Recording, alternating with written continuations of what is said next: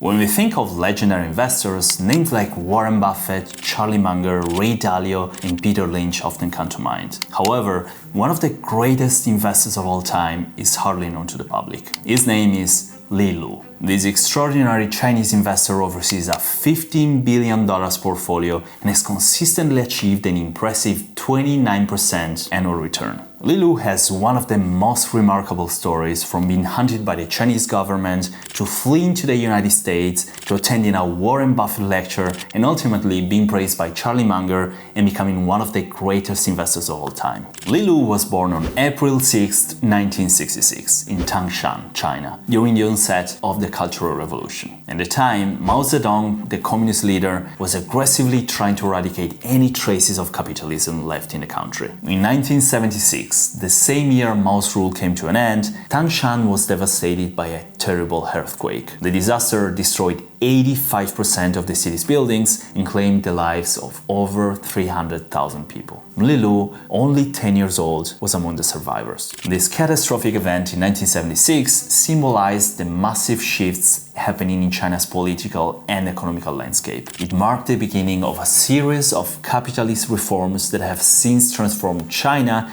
into the more prosperous nation we know today. In 1985, Li Lu enrolled at Nanjing University, majoring first in physics and then switching to economics. During his fourth year, Li became involved in the infamous Tiananmen Square protests. The student-led demonstrations were sparked by the death of Hu Yaoben, a pro-reform leader within the Chinese Communist Party. China's economy was rapidly expanding, but there was widespread belief that this growth only benefited a small elite while many others continued to suffer. And that was the time of hope for the entire nation, for this young generation. It is a dream, but of course it's also fear. The Chinese government declared martial law, using military force to quash the protests, resulting in the death of thousands of innocent people. So people who participate would have to face, one way or the other, severe persecutions. Li Lu, who played a significant role in the protests, became one of the most wanted students in China. His name and image were broadcast across the nation, making it nearly impossible for him to stay in hiding. You say once you're on the Chinese most wanted list,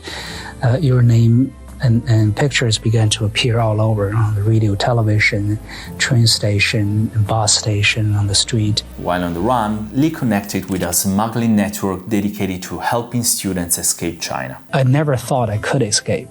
And then I was approached while I was hiding with people from both inside and outside China. They said they're organizing an extensive network to rescue people. Applying for political asylum was very difficult. Eventually, France stepped in, offering refugee to Li Lu, who later relocated to the United States and started studying at Columbia University. Li Lu's early life was full of challenges, so when luck finally came his way, it was well-deserved. One day, while sitting alone and thinking about how to improve his financial situation, a classmate came by and told him about a talk at a business school by a famous and interesting investor. Curious, Li decided to check it out. The speaker that day was a friendly 63-year-old man with a polite way of talking and a funny laugh, named Warren Buffett. At the time, Buffett was already wealthy, but he wasn't as famous as he is today. The speech that day, though, changed Li Lu's way of seeing the stock market forever. And looking back, I feel I'm extraordinarily lucky, and I feel nothing but gratitude. I feel lucky to accidentally step into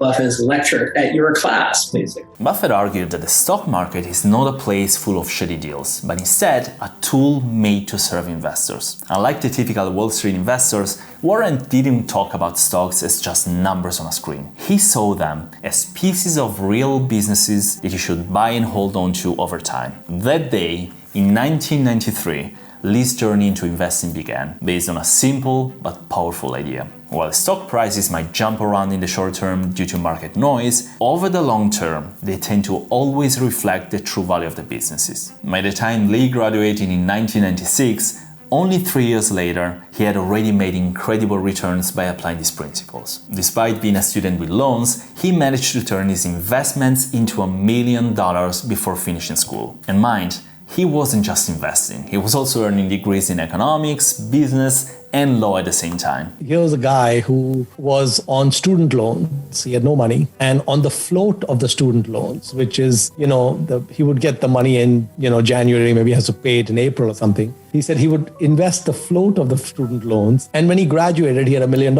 After graduating, Li Lu spent 2 years working in investment banking to gain more experience. In 1998, he decided it was time to start his own investment firm. So he founded Himalaya Capital. This happened right at the start of the Asian financial crisis. The crisis began in Thailand when the country's large foreign debts forced it to unpeg its currency from the United States dollar, leading to a collapse of the currency and the economy. The turmoil quickly spread to other Southeast Asian countries, then to Japan and South Korea, causing their currencies to crash as well. Stock markets across Asia took a big hit, which gave Li Lu a chance to invest in solid companies at bargain prices. Truly good business is the one who can fend off competitors, who can really have enduring competitive advantage. According to Buffett's investing philosophy, what really makes a company great is its ability to keep generating above average returns over time, even when competition arises. This is where the concept of an economic moat comes in. A truly strong business that can fend off competitors and maintain its edge.